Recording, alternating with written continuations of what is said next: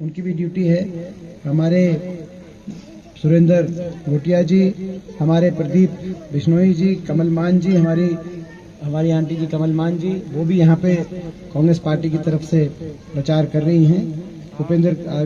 हमारे भूपेंद्र कासनिया जी, अब्दुल गफार कुरैशी जी, हनुमान वर्मा जी, बाबूलाल शर्मा जी, सुरेंद्र सारन जी एक सरपंच, नंदलाल जी एक सरपंच, निपी मान जी, हमारे कर्नल रोहित चौधरी जी, हमारे जिनका नाम पहले लेना चाहिए था पहले क्रम में मगर लिखित में नहीं आया, हमारे एयर मार्शल साहब, घोटिया साहब, जिन पे हमें गर्व है।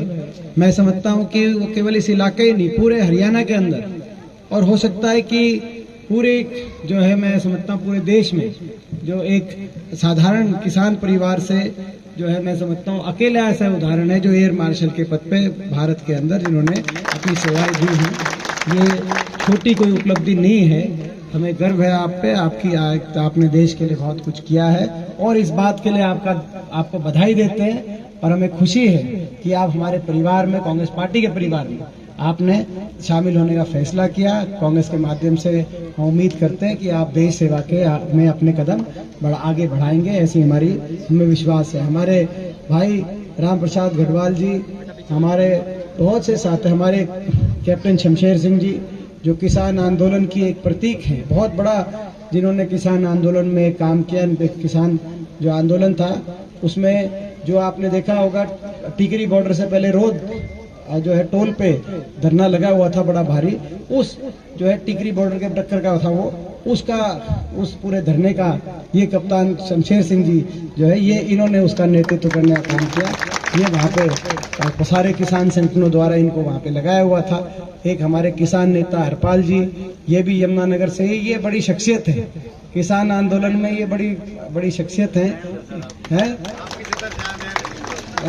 और सबने मिलकर करी हरपाल कोशिश, हमने सबने सिरसा से भी आए हुए हैं जी, बहुत सारी टीम सिरसा से भी आई हुई हैं। तो भाई ये जो कैसा, तो भाई ये जो से भी आए हुए हैं। अच्छा, तो सारे भाई किसान आंदोलन के जो आए हुए हैं यहाँ, हम आपको भी नमन करते हैं और हम 750 उन किसानों को भी नमन करते हैं जिनकी जान कुर्बान हो गई, जिनके घर के चिराग बुझ गए, उन परिवारों को आज हम याद करते हैं। और ऐसी सरकार जिसके अहंकार ने 750 किसानों के परिवारों के घर के चिराग बुझा दिए, आज हम संकल्प लेते हैं इनके अहंकार और इनको घमंड को इसी धरती पे तोड़ेंगे, इनको धरती पे लाएंगे जो संगठन अहंकार में इतना नुकसान किए भी हम करते। तो मगर आज आपने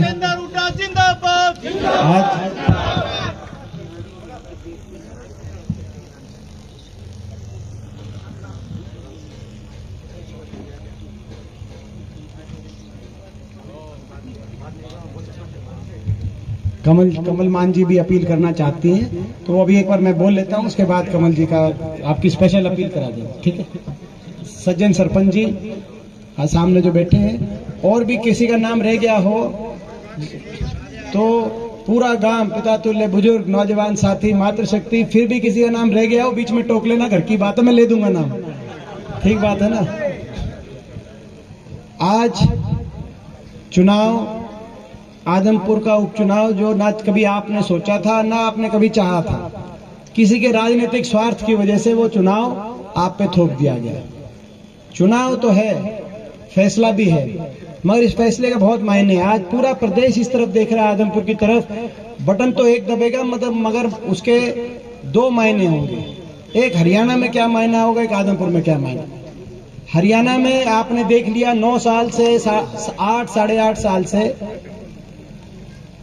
बीजेपी की सरकार, खट्टर सरकार, लोगों ने सरकार बनाई, बड़ी आशाओं के साथ सरकार, बड़े वायदे किए गए थे और सरकार बनी। लेकिन इस 8-9 साल की सरकार में, खट्टर सरकार ने हरियाणा के लिए क्या किया क्या नहीं आप मुझसे ज्यादा जानते हैं। खट्टर सरकार है, खटारा सरकार है, वो आप ज्यादा जानते हैं। आज हरियाणा की अर्थव्यवस्था चौपट कर दी एक ऐसी सरकार, हरियाणा में अर्थव्यवस्था चौपट, विकास ठप, किसी गांव में, किसी शहर में कोई विकास कार्य नहीं। बेरोजगारी में आज हरियाणा नंबर 1 पहुंच गया, ना निवेश हुआ, ना कोई औद्योगिक क्षेत्र लगे, निवेश हो, इंडस्ट्रियलाइजेशन लगे कुछ, तो यानी कि निजी क्षेत्र में रोजगार बने, ना कोई सरकारी रोजगार। धीरे धीरे सरकारी नौकरी तो खत्म कर रहे हैं, जो थोड़ी बहुत निकली एक के बाद एक भर्ती घोटालों के भेंट चढ़ गई, सरकारी रोजगार लगा नहीं। 8 साल से एक भी शिक्षक की भर्ती नहीं हुई हरियाणा जैसे प्रदेश में।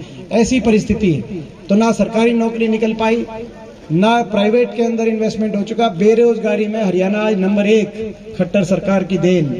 बेरोजगारी में नंबर 1, महंगाई में नंबर 1, सबसे ज्यादा वैट, आज सबसे ज्यादा महंगा डीजल और पेट्रोल चाहिए तो हरियाणा आई है।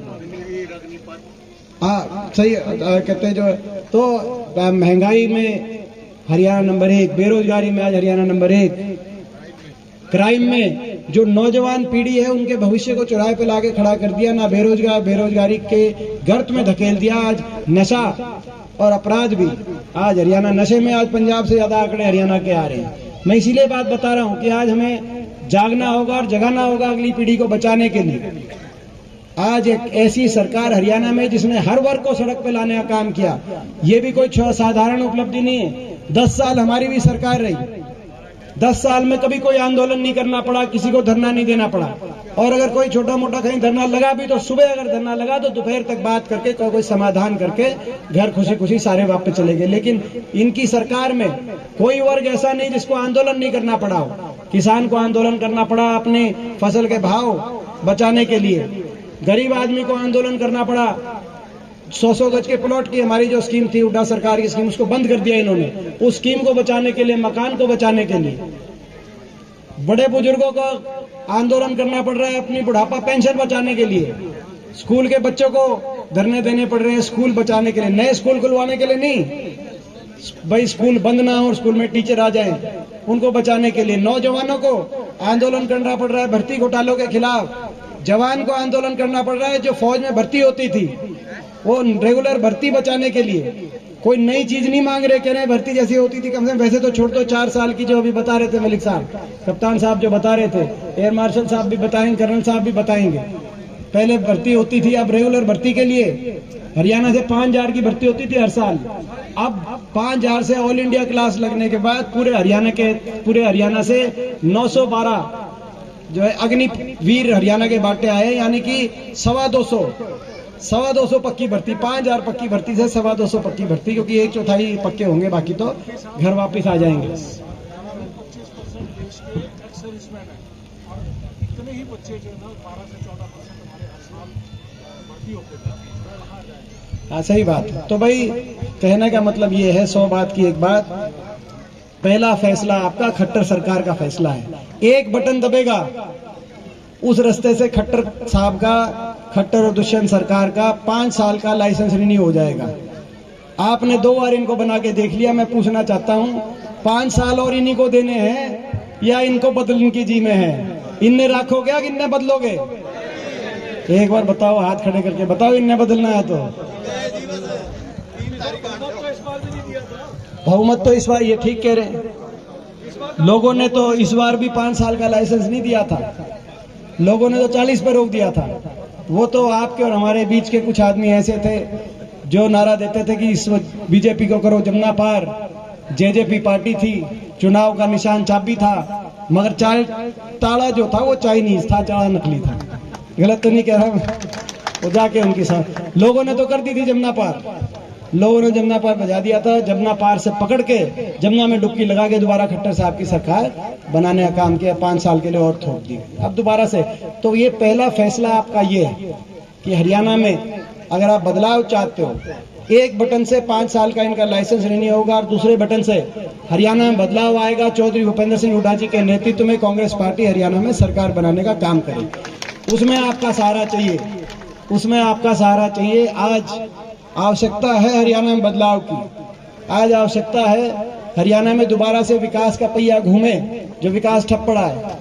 हरियाणा दोबारा आगे बढ़े, दोबारा हरियाणा के अंदर यूनिवर्सिटीज, थर्मल, कहीं इंडस्ट्रियल एरिया, कहीं विकास हरियाणा आगे बढ़े। जो गरीब आदमी की सारी पॉलिसीज इन्होंने बंद कर दी। हमारे समय 100 गज के प्लॉट की योजना थी, 4,92,000 परिवारों को 100 गज के प्लॉट मिले थे, इन्होंने बंद कर दिया। सरकार बनते ही सबसे पहला फैसला हुड्डा साहब का है कि जहां 100 गज के प्लॉट एससी वर्ग के हमारे भाई, बैकवर्ड के हमारे भाई, छत्तीस बिरादरी के बीपीएल गरीब परिवार जिनको 100 गज मिल गए थे, वहां पे उन कॉलोनियों का विकास कराएंगे। और जिन परिवारों को 100 गज के प्लॉट नहीं मिले थे, चाहे एक्वायर करके उनको 100 गज के प्लॉट दिलवाने पड़े, उनको 100 गज के प्लॉट दिलवाने का काम करें। हाँ, मैं तो इसी तरीके से जो है स्कूल के अंदर वजीफे की योजना थी वो बंद कर दी इन्होंने। गरीब का बच्चा पहली क्लास में आता था, हुड्डा साहब ने योजना करी पहली क्लास से 12वीं क्लास तक योजना जो है वजीफा मिलता था वो बंद कर दिया, उसको दोबारा से शुरू करेंगे। मनरेगा का बजट इन्होंने आधा कर दिया, वो दोबारा से।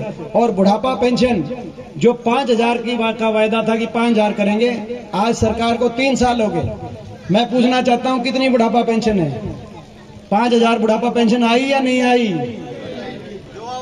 भाई जिसको 5,000 बुढ़ापा पेंशन मिलती है उसका धर्म बनता है कि खट्टर साहब को और कमल के निशान पर वोट दे भाई, जिसके 5,000 पेंशन आती है। ठीक बात है ना?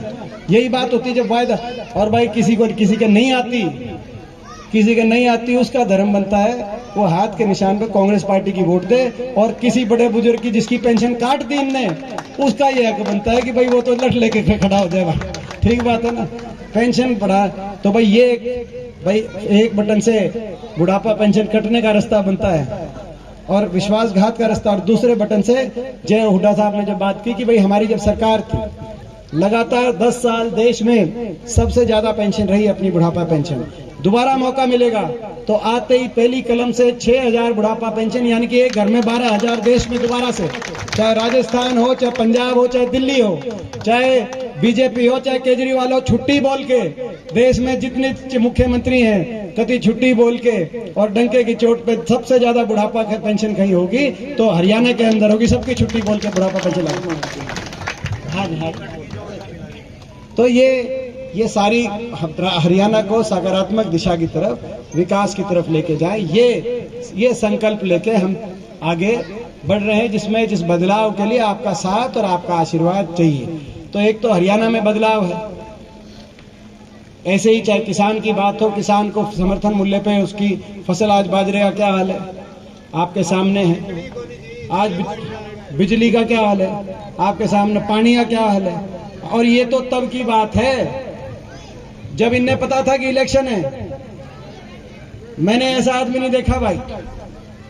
आदमपुर वालों, मुझे ये नहीं पता आप ऐसे जनप्रतिनिधि को कैसे वोट रहे हो, मेरे को नहीं पता भाई कैसी कार्यशैली है।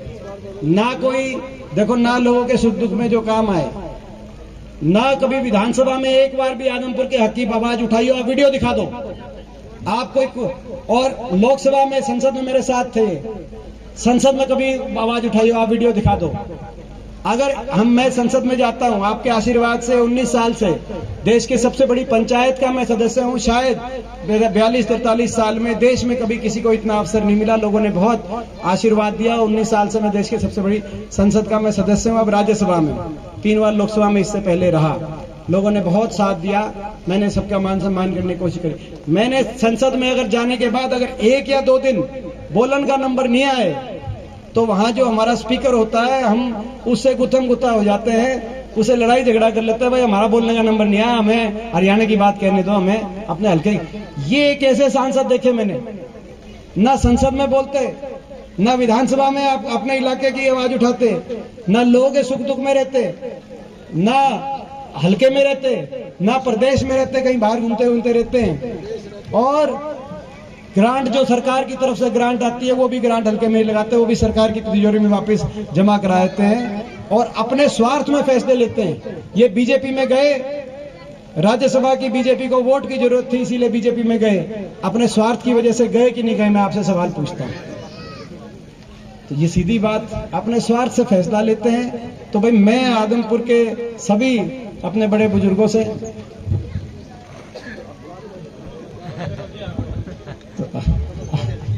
मैं आदमपुर के अभी सभी अपने बड़े बुजुर्ग, आजो तो ले कोई बात नहीं, आजो ले भाई।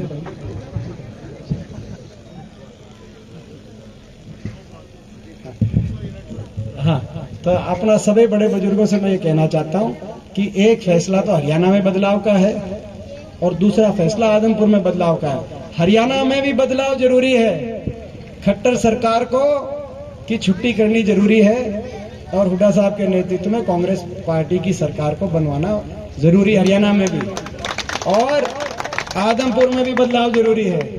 आदमपुर में भी कईयों का घमंड तोड़ना बहुत ही जरूरी है कि नहीं है, मैं आपसे पूछना चाहता हूं। और आदमपुर में अच्छे जनप्रतिनिधि को यहां से जिताना जरूरी है। तो भाई एक बटन में कभी कभी मौका मिलता है भाई, कि एक बटन में दोनों हथियारे हैं। चंडीगढ़ में एक बटन में जो करंट का झटका चंडीगढ़ तक भी जाएगा, ठीक बात है ना। तो मैं आपसे पूछता हूं कि भाई ये दोनों बदलाव एक निशाने से दोनों बदलाव आप करोगे कि नहीं करोगे? एक बार हाथ खड़ा के अपने गांव से हमें बहुत उम्मीद है और ये सही बात है। मैंने जो कह रहा था कि ऐसा जनप्रतिनिधि 5 महीने पहले बीजेपी को वोट दी थी इन्होंने। 5 महीने पहले इलेक्शन का पता था 5 महीने में वोट पड़नी है। 5 महीने में जहां उपचुनाव हो, बाई इलेक्शन हो, सरकार पूरी युद्ध स्तर पे विकास कार्य शुरू करा देती है। मगर मैंने पहला ऐसा उपचुनाव देखा, ना सरकार को फिक्र, ना इनने कोई परवाह, एक कोई विकास कार्य, कोई एक। हमारा भी पीछे बड़ौदा में इलेक्शन था, इलाहाबाद में इलेक्शन था, उससे पहले हमारी सरकार में रतिया में इलेक्शन, आदमपुर में भी इलेक्शन आपको याद होगा।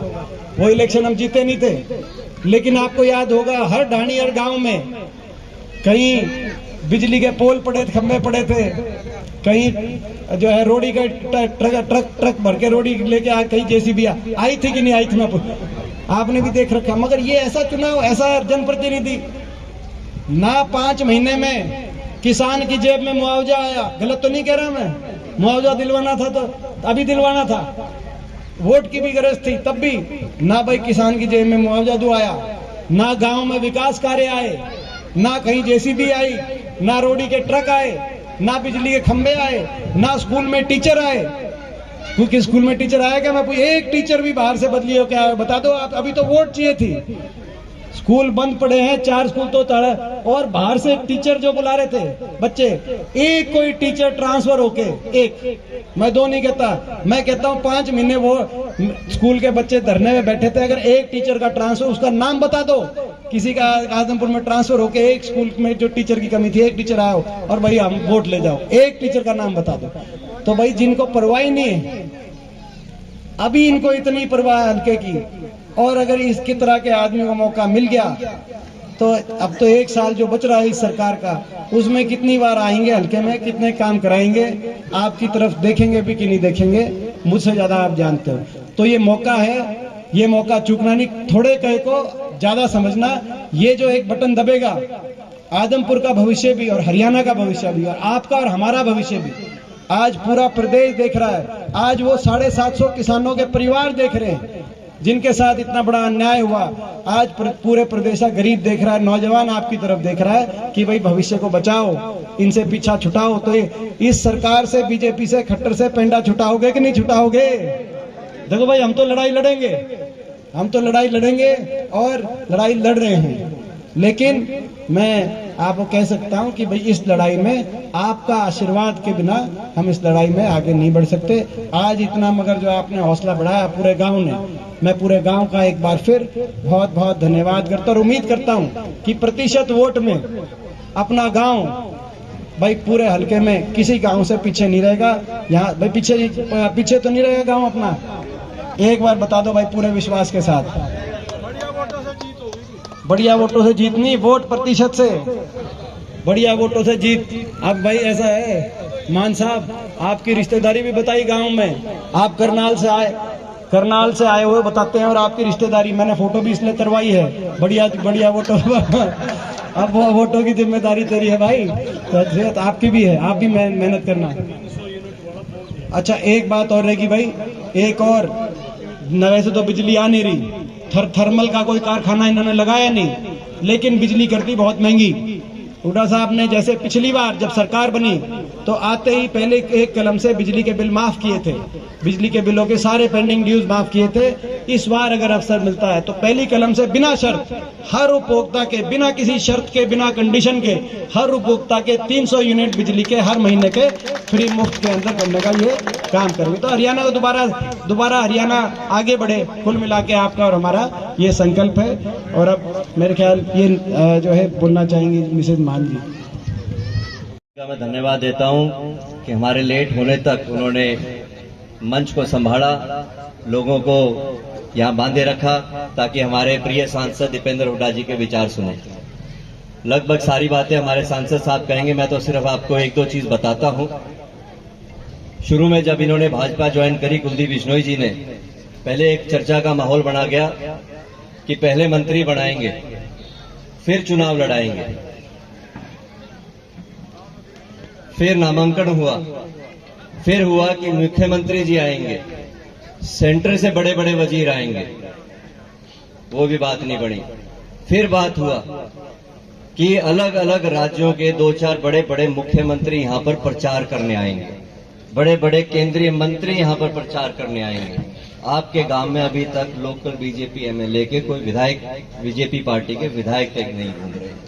तो मैं तो सिर्फ ये कहना चाहता हूं कि इसको पार्टी ने छोड़ दिया, भाजपा ने इसको छोड़ दिया, सिर्फ आपा ने थोड़ा वोटा पकड़ रखा है, इसको अब ईद के गेड़े इसको आपा ने छोड़ना है। सीधी सी बात है, एक एक वोट जयप्रकाश जी को पंजे के निशान पर हमने देना है और एक नया इतिहास बनाना है। आप यहां से जयप्रकाश जी को विधायक बना के भेजोगे तो आगे 2024 में हमारे लाडले भाई हरियाणा के मुख्यमंत्री बनेंगे। ज्यादा समय ना लेते हुए मैं यहीं अपने बात को विराम देता हूं और आग्रह करता